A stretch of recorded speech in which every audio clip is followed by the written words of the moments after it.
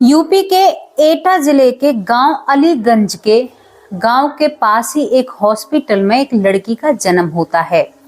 अभी लड़की पैदा हुई है और पैदा होने के बाद कुछ घंटों बाद माँ को एहसास होता है कि मेरी बेटी को कोई परेशानी है। आप लोग कहोगे कि क्या परेशानी है, क्या दुविधा है। दरअसल जब माँ एक नॉर्मल डिलीवरी से बच्ची होती है और जब माँ अपनी बेटी के कपड़े साफ करती है, क्योंकि वो थोड़ा सा टॉयलेट कर जाती है, पेशाब कर जाती है, छोटी बच्ची है, अभी पैदा हुई है, तो माँ जब उसे साफ करती है तो माँ को एहसास होता है कि उसकी बच्ची को ब्लड आ रहा है। ये बहुत बड़ी बात हो जाती है और वो माँ रोने लगती है, क्योंकि इस बेटी के लिए उस माँ ने बहुत ज्यादा इंतजार किया था और इस बेटी के लिए शायद उसने कई मन्नतें मांगी थी, क्योंकि उसको एक बेटा हो जाता है और उसकी इच्छा थी कि मुझे एक बेटी और चाहिए, उसके बाद हमारा परिवार पूरा हो जाएगा। जब ये देखती है माँ, तो एक माँ जो अभी बच्चे को जन्म देकर हटी है, वो तुरंत वहां पर डॉक्टरनी को बुलाती है और कहती है कि मैडम मेरी बच्ची को ये परेशानी कैसे हो रही है और क्यों हो रही है। बहुत ताज्जुब की बात है, आज तक ऐसा देखने को कहीं पर भी नहीं मिलता है। बड़े डॉक्टर साहब आते हैं, बच्ची को देखते हैं तो वो भी हैरान हो जाते हैं कि हमने आज तक ऐसा कोई केस नहीं देखा। माँ और भी ज्यादा परेशान होती है, लेकिन डॉक्टर उसकी माँ को दिलासा देने के लिए ये कह देते हैं कि कोई बात नहीं, 2-4 दिन देख लो, अगर आराम नहीं हुआ तो फिर आप आगे इसको बड़े हॉस्पिटल में दिखा सकते हो कि ये परेशानी क्या है। दोस्तों, जब भी माँ अपनी बेटी के कपड़े चेंज किया करती तभी वो परेशानी चल रही थी। आज 1 दिन से 2 दिन हो जाते हैं। डॉक्टर माँ को दिलासा देने के लिए कुछ दवाइयां उस बच्ची को दे देते हैं। सोचते हैं कि इसको क्या दवाई दें, हम अभी पैदा हुई है। लेकिन माँ को दिलासा देने के लिए अब डॉक्टर 2 दिन बाद ये कह देते हैं कि भाई हमने ऐसा कभी नहीं देखा, किसी बच्चे के साथ ऐसे हुआ हो या किसी बच्चे के साथ होने के बाद ये परेशानी होती है। अब यहाँ पर जो परिवार होता है बड़ा परेशान होता है। एक हॉस्पिटल से दूसरे हॉस्पिटल में बच्ची को ले जाया जाता है। वैसे बच्ची नॉर्मल है, खूब दूध पीती है, खूब अच्छे से सो रही है, अच्छी खासी नींद ले रही है, लेकिन वो बच्ची बहुत ज्यादा डरा करती। जैसे पैदा हुई है तो कोई शोर भी कर दे तो शोर से भी वो बवक जाती, मतलब डर जाती है। दूसरे हॉस्पिटल में चेकअप कराते हैं, जहां पर खासा बच्चों का ही अस्पताल होता है। उसमें भी उस बच्ची को कोई परेशानी नहीं आती और कोई दिक्कत ही नहीं है। अब घर वाले हैरान हैं और परेशान हैं कि ये परेशानी कैसे बन रही है। आप सोच के देखिए, आपके घर में किसी बच्चे का जन्म हो और उस बच्चे के साथ ऐसा हो तो आपको भी हैरान होना और दुखी होना तो एक नॉर्मल सी आम बात होती है। माँ बहुत ज्यादा परेशान होती है, माँ बच्ची से दूर भी नहीं रह सकती। अब यहाँ पर डॉक्टर कहते हैं कि आप 1 हफ्ते इंतजार कीजिए, अगर तब भी ये परेशानी बढ़े तो फिर आपको इसे दिल्ली साइड ले जाना होगा और भी बड़े हॉस्पिटल में इनके चेकअप कराने होंगे। दोस्तों, घर वाले इंतजार करते हैं और इंतजार करने के बाद 7 दिन बाद उस लड़की को एकदम से अपने आप ही आराम पड़ जाता है। माँ इस बात का बहुत दिलासा देती है। माँ बहुत शुक्र मनाती है और अपनी बेटी को चूमती है और उस बेटी के साथ अपनी जिंदगी को बिताने लगती है। इससे आगे क्या होता है, जब बेटी थोड़ी सी बड़ी होती है, जैसे कि 1 साल की हो जाती है, अब क्या था कि वो लड़की बहुत ज्यादा डरा करती और बहुत ज्यादा दुखी रहा करती। अब वो एक दिन गंगा स्नान के लिए अपने पति के साथ जाती है। दोस्तों, जब वो गंगा स्नान जाती है तो वो लड़की उस जल को देखकर, उस पानी को देखकर बहुत जोर जोर से रोती है और उन पति पत्नी को गंगा के अंदर जाने ही नहीं देती।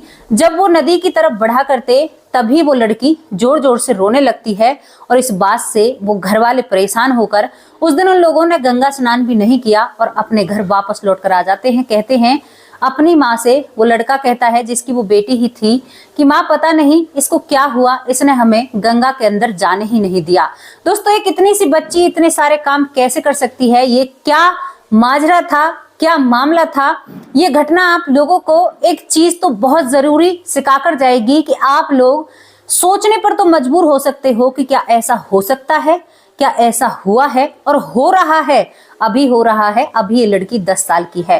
तो एक और नई घटना आप लोगों के सामने लेकर आए हैं, जिसमें कुछ पुनर्जन्म की बातें हैं। पुनर्जन्म की बातें क्या है, पुनर्जन्म हुआ है, कहां से शुरुआत होती है, कहां पर अंत होता है और कहां तक चल रहा है, ये सब कुछ आपको हम इस वीडियो में बताने वाले हैं। तो चलिए, नमस्कार, स्वागत करती हूँ आप सभी का। हमारे YouTube चैनल है वैष्णवी चौधरी के नाम से और इसी नाम से हमारा Facebook पेज है, आप उसे भी फॉलो कर सकते हैं। कहानी की शुरुआत होती है, जैसा कि हमने पहले बताया था आपको, यूपी के एटा जिले के अलीगंज गांव से, जहां पर इस लड़की का जन्म हुआ है और वो सारी बातें हमने आपको बताई थी कि जन्म के बाद इस लड़की को क्या परेशानी होती है। अब ये लड़की घर आती है, घर इसका नामकरण किया जाता है और दोस्तों नामकरण में इस लड़की का नाम रखा जाता है पलक। पलक नामकरण किया जाता है, पंडित जी को भोग लगाया जाता है। इस बेटी के आने से परिवार बहुत खुश था क्योंकि मन्नतों से इस बेटी को पाया था इस परिवार ने। और परिवार बताता है कि हमने बहुत जगह दुआ की थी, प्रार्थना की थी कि हमें एक बेटी ही पैदा हो, हमारा परिवार पूरा हो जाएगा।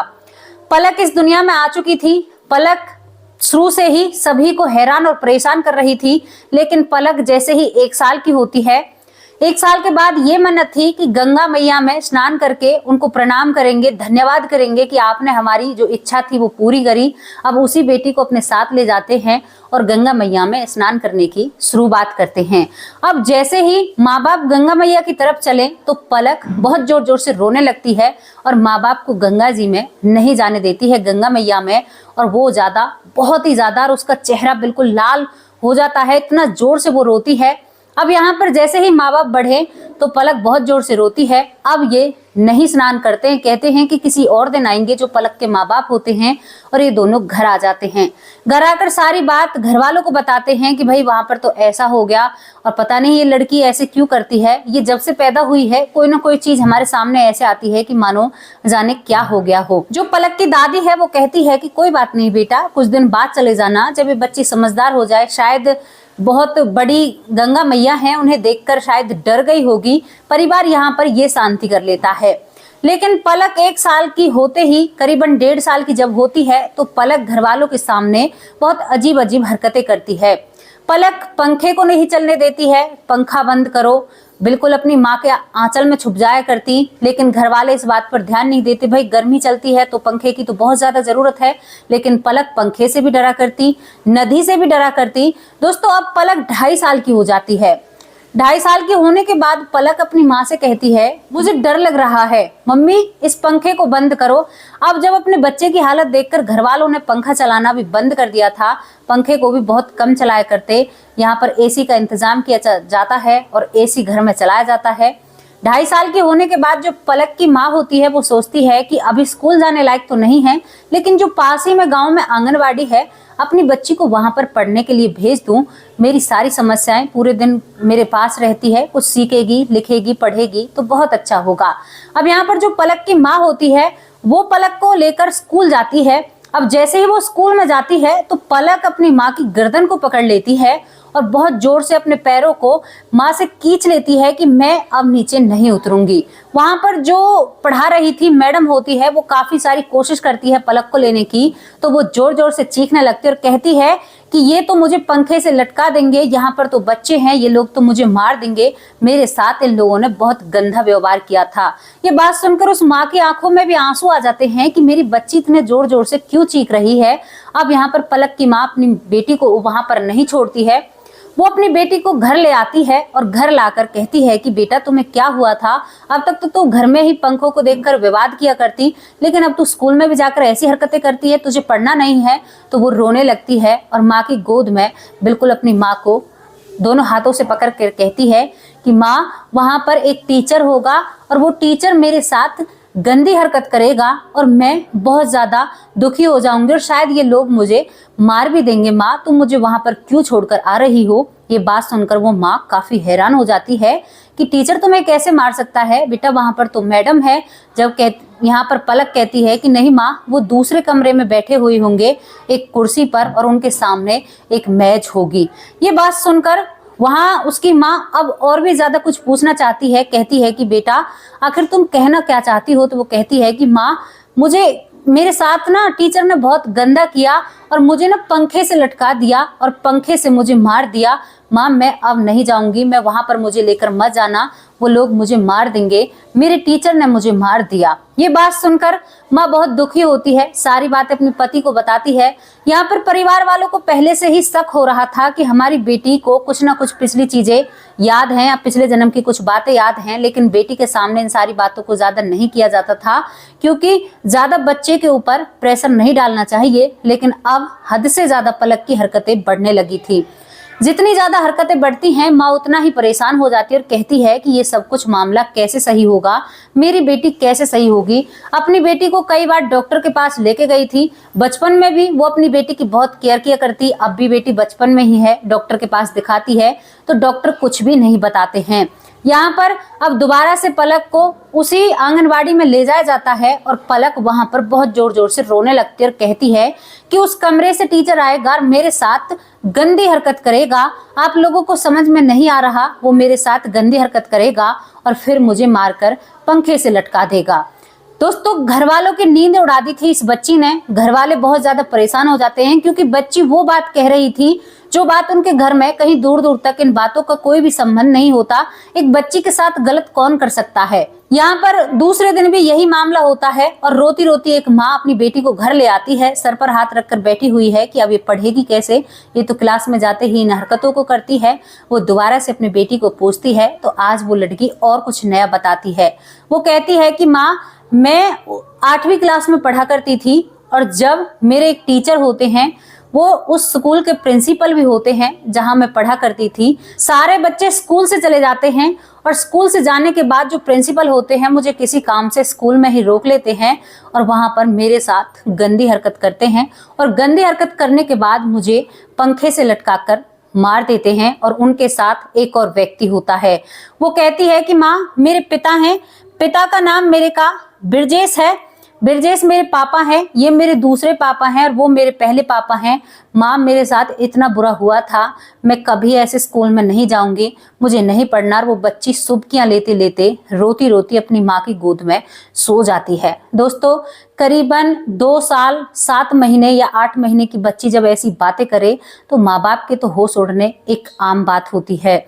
जो उनकी बेटी इन बातों को, घर में कोई बातें ही नहीं है, कोई इन बातों के बारे में जिक्र नहीं करता, वो इतनी बड़ी बड़ी बातें कर रही थी। ये बातें एक 2.5 साल के बच्चे के लिए बहुत बड़ी हो जाती हैं। आप सोच कर देखिए, वो बच्ची आज भी हमारे बीच में है, लेकिन हम आपको इतना ज्यादा उनके बारे में डिटेल में नहीं बताएंगे क्योंकि एक बच्चे की छवि का सवाल है, उस पर लोग तरह तरह की फिर नजरों से देखने लगते हैं।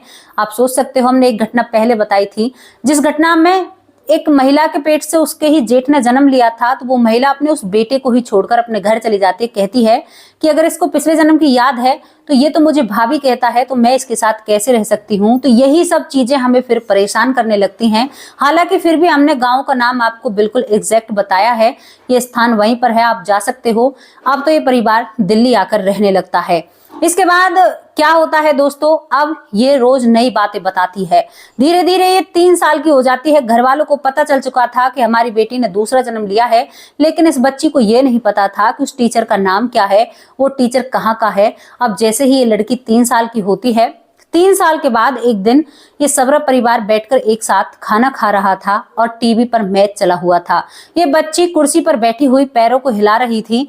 तभी उस टीवी में मैच में एक व्यक्ति जैसे ऑडियंस की तरफ कैमरा घूमता है, तो बहुत जोर से जैसे हर्षोल्लास से सभी झूम रहे थे मैच में। तभी ये लड़की कहती है कि मम्मा मेरे पापा टीवी में हैं, मम्मा मेरे पापा टीवी में हैं। और वो मैच मुंबई में चला हुआ था। वो कहता है ये मैच तो मुंबई में है, तो वो कहती है कि हाँ मैं मुंबई की तो हूँ, आपको मेरे साथ मुंबई चलना होगा, मुझे मेरे घर जाना है। दोस्तों, समस्या क्या थी, परिवार के पास ना ही तो इतना पैसा था कि वो अपनी बच्ची को मुंबई ले जा सकें, लेकिन परिवार यहाँ पर ये भी तो है कि इतनी ऑडियंस में से उस बच्ची ने अपने पिता को पहचाना था। अब क्या वो झूठ बोल रही थी या सच बोल रही थी, ये उस लड़की पर डिपेंड करता है। उस लड़की पर ही, उसे ही पता है कि वो क्या कह रही है। लेकिन 3 साल का बच्चा इतनी सारी बातें तो ऐसे अपने दिमाग से बनाकर नहीं कह सकता। यहाँ पर वो परिवार काफी कोशिश करता है, दोबारा उस मैच को देखता है, लेकिन उसमें कुछ भी नजर ऐसा नहीं आता, क्योंकि एक बार जो चीज निकल जाती है दोस्तों वो दोबारा नहीं आती, क्योंकि स्मार्ट एलईडी नहीं थी, उनके घर का टीवी था। अब यहाँ पर वो लड़की फिर खेल में लग जाती है। खेल में लगने के बाद धीरे धीरे माँ बाप को इन सब चीजों की आदत होने लगी थी, लेकिन माँ बाप को हमेशा एक दुख रहता था कि हमारी बच्ची के साथ जो गलत हुआ है, अगर सच में ही हुआ है तो क्या उन लोगों को सजा मिली या नहीं मिली। यहाँ पर अब वो बच्ची 3.5 साल की हो जाती है। वो रोज नई बात अपने माँ बाप के सामने रखती है। अब वो लड़की एक और बात अपने माँ बाप से कहती है। अब की बार माँ बाप पूरी बातें उसे सच्चाई से पूछते हैं। वो पूछते हैं कि बेटी क्या है, कौन सा है, क्योंकि वो उसका जब मन करता वो जब भी अपनी बातों को कहने लगती और अपनी बातों के सामने वो किसी की बातों को नहीं सुना करती, और जब जिद किया करती तो रोती रोती सो जाया करती और कहती कि मुझे मुंबई जाना है, मैं अपने घर जाऊंगी, तुम लोग मुझे मुंबई क्यों नहीं ले जाते। वो इसी बात का जिक्र करते करते सो जाया करती। अब माँ उससे और भी पूछताछ करती है तो वो लड़की किस तरह से बताती है, अब हम आपको पूरी स्टार्टिंग से बताते हैं। वो लड़की कहती है कि माँ, मेरा पिछले जन्म में नाम चंचल होता है। चंचल, मैं करीबन 14 साल की होती हूँ, 8वीं क्लास में पढ़ती हूँ। मेरे क्लास के जो प्रिंसिपल होते हैं वही हमें एक लेक्चर पढ़ाया करते, और एक लेक्चर जब छुट्टी होती है वो मुझे वहीं पर रोक लेते हैं। मैं मुंबई की रहने वाली हूँ, स्कूल का मुझे नाम याद नहीं है। वो मुझे रोकते हैं और मेरे पिता का नाम बिजनेस होता है, मेरी दादी होती है, दादी और मेरे पापा होते हैं। मेरी माँ मुझे जन्म देते ही इस दुनिया से चली जाती है, जन्म के कुछ दिन बाद गई होगी, और मेरा भाई बहन कोई भी नहीं होता। मैं अपने माँ बाप की इकलौती बेटी थी अपने पिता की, और मेरे पिता मुझसे बहुत प्यार किया करते, मेरा बहुत ख्याल रखा करते, लेकिन वो इधर उधर मेरा ख्याल नहीं रख पाए, तभी मेरे साथ इतना गलत हुआ है। ये बात सुनकर एक माँ के रोए खड़े हो रहे थे कि हमारी बेटी कितनी बड़ी बातें कर रही है, एक 3.5 साल की बच्ची इतनी अच्छी तरह से जानकारी कैसे दे सकती है। उसके बाद ये लड़की उस वक्त की कहानी बताती है कि उस वक्त जब इन लोगों ने मेरे साथ गलत किया, उस प्रिंसिपल ने तो उसके बाद मुझे पंखे से लटकाकर पूरा पक्का कर लिया कि मैं मरी हूं या नहीं मरी हूं। माँ, मेरा शरीर पंखे से लटका हुआ था और मैं अलग एक तरफ खड़ी होकर देख रही थी। इसके बाद वो लड़की बताती है कि यहाँ पर प्रिंसिपल सर एक गाड़ी मंगाते हैं स्कूल के अंदर, और उस गाड़ी के साथ ही एक और व्यक्ति होता है। मेरे उस शरीर को उतारा जाता है। माँ, मैं पंखे पर भी थी। वो इस तरह से बताती है कि माँ, मैं पंखे पर भी थी और मैं नीचे भी खड़ी थी। मैं एक की दो दिख रही थी, मुझे नजर आ रही थी, एक बच्ची है, आखिरकार ऐसी ही बातें करेगी। और वो कहती है उसे उतार कर मेरे शरीर को गाड़ी में इस तरह से पैक किया जाता है ताकि किसी को नहीं पता चले। शाम का वक्त होता है। माँ, मेरे प्रिंसिपल और वो व्यक्ति मेरे उस शरीर को पानी के अंदर फेंक देते हैं और मुझे बहुत डर लगता है। अब यही बात सुनकर माँ को वो बात याद आ जाती है जब वो अपनी बेटी को 1 साल की को लेकर गंगा नहाने के लिए गई थी, जहां पर उस बच्ची ने उन माता पिता को नहाने नहीं दिया था, दोस्तों स्नान करने नहीं दिया था। यहाँ पर ये बातें मैच हो जाती हैं, माँ की आंखें भर आती हैं, माँ के अंदर एक चिड़चिड़ापन सा बन जाता है कि काश मैं इसको किसी तरह से इंसाफ दिला सकूं, लेकिन दोस्तों इतना पक्की जानकारी नहीं होती है। दूसरी बात, माँ बाप के पास इतना पैसा नहीं है कि अपनी बेटी को वो वहां पर ले जाएं, और यहाँ पर माँ नहीं चाहती कि अगर मैं वहां पर जाऊं और ये सारी बातें अगर सच हो जाएं, अगर ये लड़की जो कह रही है, तो फिर मुझे बहुत ज्यादा दिक्कत हो जाएगी, मैं ये सब कुछ नहीं देख सकती। दोस्तों फिलहाल ये परिवार जो हमारी राजधानी है दिल्ली, यहाँ पर आकर रहने लगा है। फिलहाल इस लड़की की उम्र 10 साल है। अभी ये लड़की 10 साल की है और ये लड़की आज भी उन बातों को याद करती है और अपनी आंखों में आंसू ले आती है, और ये लड़की काफी उदास भी रहती है और थोड़ी सी विचलित भी रहती है। यहाँ पर ये लड़की जीवन जी रही है, लेकिन इसकी जो पुरानी यादें हैं वो इसे झंझोर कर रख देती हैं।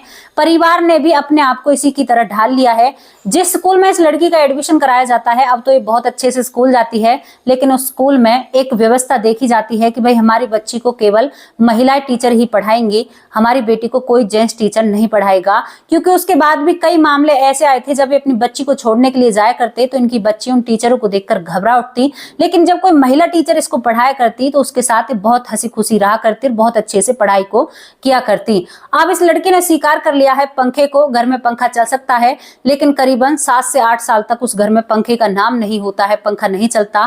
फिलहाल ये लड़की राजधानी दिल्ली में अपनी पढ़ाई कर रही है और अपना जीवन अच्छे से व्यतीत कर रही है। एक स्कूल के अंदर पढ़ाई कर रही है, वहां पर भी पूरा ध्यान रखा जाता है और माँ अपनी बेटी का पूरा ध्यान रखती है। और यहाँ पर एक लड़की कहती है अपनी माँ से कि माँ आप मेरा ध्यान रखा कीजिए, अगर मैं थोड़ी सी भी लेट स्कूल में हो जाऊं तो आप मुझे लेने का जाए कीजिए, मुझे नहीं होना, अब की बार मुझे नहीं मरना, मुझे मरने से बहुत डर लगता है, क्योंकि मैं वहां पर खड़ी देखती रह गई और उन लोगों ने मुझे ही पानी के अंदर फेंक दिया। तो दोस्तों यहाँ पर वो थोड़ी सी प्रेत की झलक भी इस पुनर्जन्म में बताती है कि मैं ऐसे अपने शरीर को देखती हूँ, उसके बाद उसे कुछ भी याद नहीं रहता। तो दोस्तों क्या ऐसा हो सकता है? आप अपनी राय कमेंट बॉक्स में जरूर रखना। ये घटना जो हम आप लोग के सामने लेकर आए हैं ये सत्यता पर आधारित है। हालांकि कुछ लोग हैं कहेंगे कि झूठ है, सच नहीं है, लेकिन वो मैं आप लोगों पर छोड़ती हूँ, क्योंकि हम बिल्कुल जांच पड़ताल कर सत्यता पर बनी हुई घटनाओं को ही लेकर आते हैं। सत्यता पर जो तय हैं, जो हुई हैं, उन्हीं पर इन घटनाओं को लाया जाता है, इन कहानियों को लाया जाता है, केवल उन लोगों के लिए जो नास्तिक बने हुए हैं, जिन्हें ये लगता है कि हम ही हैं, हमारे अलावा कोई भी ऐसा नहीं हो सकता, जो कुछ है आज हम ही हैं, हमारी बराबरी कोई नहीं कर सकता। तो दोस्तों यहीं पर ये समाप्त हो जाती है। बच्ची अच्छा जीवन जी रही है, अच्छे से अपनी लाइफ गुजार रही है। अब उन लोगों के नाम ले लें जो हमारी वीडियो पर रेगुलर कमेंट करते हैं। तो जी आप सभी का बहुत बहुत धन्यवाद। हमारे भाई हैं, हमारी बहन है, कुछ हमारे बहुत अच्छे कमेंट करते हैं, तो सभी का नाम लेते हैं। पहला नाम है योगेश पांडे, बहुत बहुत धन्यवाद योगेश पांडे जी। गीता जी तहे दिल से आपका शुक्रिया अदा करते हैं। चेतन कुमार, बहुत बहुत धन्यवाद चेतन कुमार जी, आपका तहे दिल से शुक्रिया अदा करते हैं। अरबाज अंसारी जी, बहुत बहुत धन्यवाद, आपका तहे दिल से शुक्रिया अदा करते हैं। आपको हमारी कहानी बहुत अच्छी लगती है, तो बहुत बहुत धन्यवाद आपका। जगदीश साहू जी, बहुत बहुत धन्यवाद। लोकेश, बहुत बहुत धन्यवाद लोकेश जी, आपका तहे दिल से शुक्रिया अदा करते हैं।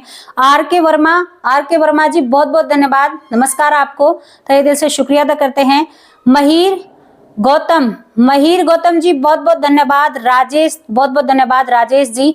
एनके स्टूडियो जो राजस्थान से हैं, तो बहुत बहुत धन्यवाद एनके स्टूडियो, आपकी आईडी का नाम है, बहुत बहुत धन्यवाद, तहे दिल से शुक्रिया अदा करते हैं। वंदना रानी हमारी बहन है, बहुत बहुत धन्यवाद बहन, आपका तहे दिल से शुक्रिया अदा करते हैं। देवा महिर, इन्होंने अपने नाम को बाद में लेने के लिए बोला है, तो देवा महिर जी आपका बहुत बहुत धन्यवाद। कल आपका कमेंट आया था हमारा नाम सबसे लास्ट में लेना, तो आपका नाम सबसे लास्ट में लिया है, बहुत बहुत धन्यवाद, तहे दिल से शुक्रिया अदा करते हैं आपका।